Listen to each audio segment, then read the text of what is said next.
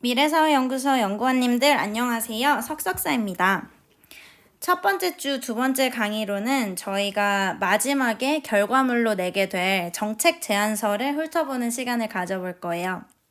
정책 제안서는 2페이지짜리 정책을 제안하는 문서인데 저도 최근에 총선 기간에 알게 된 사실인데 선관위에서 관리하는 지정된 규격이 있더라고요. 2페이지 내로 어떠어떠한 내용을 채워서 제출을 하면 선관위에서 이 정당의 10대 정책이 이겁니다 하고 알려줘요.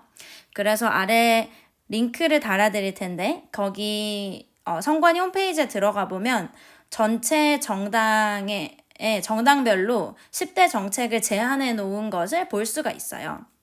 그래서 이번 시간에는 그 중에 가장 여성 관련 정책이 많이 들어있는 여성의당의 정책 제안서 첫 번째 걸 한번 리뷰를 해보겠습니다. 네, 이게 바로 여성의당에서 제안한 10개의 10대 정당 정책이에요. 보시면은 하나의 정책마다 2페이지로 구성이 돼 있고요. 이렇게 정책 순위 1번으로 2페이지, 2번으로 2페이지, 그리고 쭉 가서 마지막에는 10번째 거, 정책 순위 10번까지. 그래서 각 정당당 10개의 정책까지 제안을 할 수가 있고 그걸 10대 정책이라고 부르더라고요. 그리고 한 정책당 2페이지에 할애해서 보시면 현황 및 문제점, 목표, 이행 방법, 이행 기간, 재원 조달 방법 등을 기술을 하게 되어 있어요. 제가 다른 정당들 것도 몇 개 열어봤는데 이 현안 및 문제점 부분은 들어있는 데도 있고 안 들어있는 데도 있었어요. 근데 나머지 네 부분, 목표, 이행 방법, 이행 기간, 재원 조달 방법들은 다 동일하게 들어있더라고요. 그래서 저희는 근데 제가 생각했을 때는 현황 및 문제점을 짚어보고 넘어가는 것도 좋은 실습이라고 생각이 돼서 저희는 이것까지 포함해서 할 거예요. 그리고 이번 시간에는 이 안에 어떤 내용들이 들어있는지 조금 더 자세히 보고 우리가 8주를 어떻게 소비할 건지 계획을 나눠보도록 하겠습니다. 실라버스가 있으시면 옆에 켜놓고 같이 보셔도 좋을 것 같아요. 첫 번째 주에 저희 과제는 주제를 선정하는 게 목표예요. 주제는 말하자면 여기 정책 분야, 그리고 여기 제목, 과제, 제목은 마지막까지 바뀔 수 있는 거겠죠? 여기에 들어갈 내용을 완성하는 게 저희 첫 번째 주 목표예요. 두 번째 주와 세 번째 주는 현황 및 문제점을 쓰는데 쓸 거라고 했어요. 근데 예를 들어서 여기 보세요. 어떤 내용이 들어가는지 보면 2019 이 부분, 이 세 번째 부분을 보면 2019년 12월 서울시 거주 여성 3천 몇 명을 대상으로 디지털 성범죄 피해 실태 조사를 실시한 결과 2명 중 1명이 피해를 피해 후 대처한 경우는 7.4%, 아무런 대응을 하지 않은 이유는 신고를 해도 제대로 처벌이 이루어지지 않을 것 같아서 라고 설문조사 결과를 인용을 했잖아요.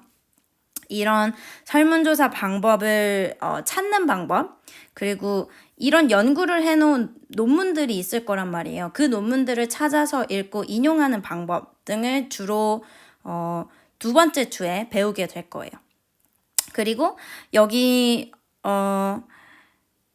여기에는 인용이 쓰이지 않았지만은 우리가 실제로 이건 이제 서울시에서 어떤 조사를 한 걸 인용을 한 거겠죠. 이 세 번째 블랙 포인트 부분은.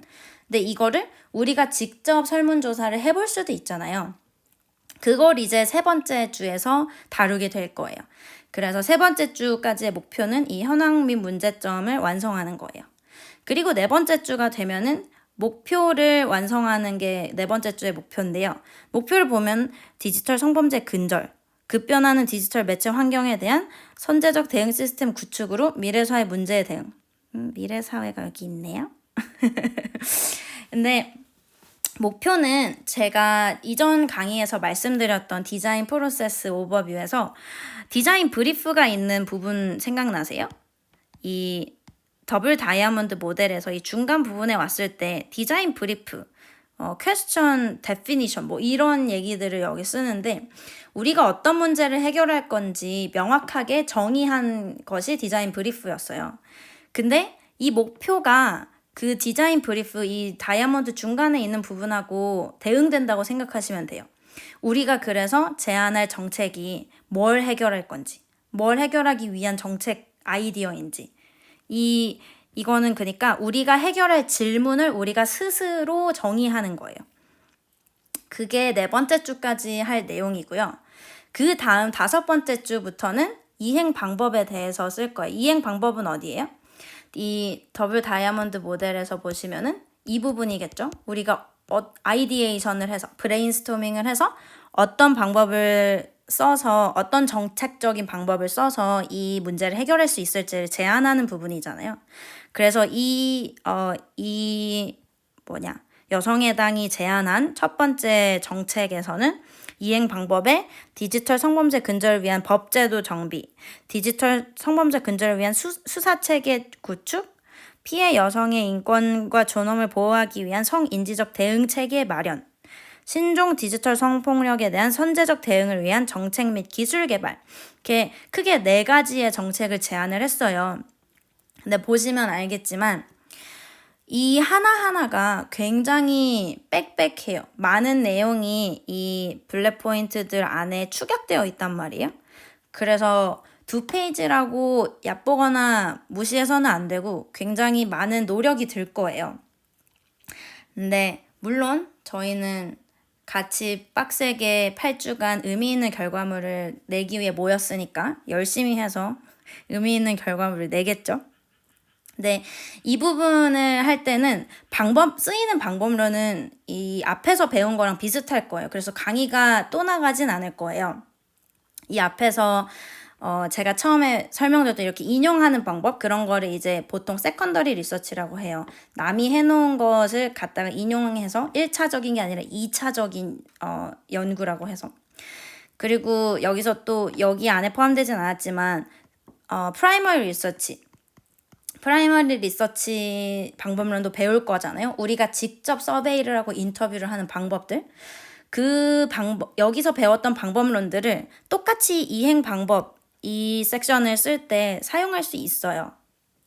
그런데 강의에서는 그거를 뭐 2번 다루거나 하지는 않을 거고 이때 강의는 제가 좀 더 철학적인 거를 준비해 볼 예정이에요. 우리가 해결하려는 문제의 종류에 대해서 한번 다뤄볼 거예요.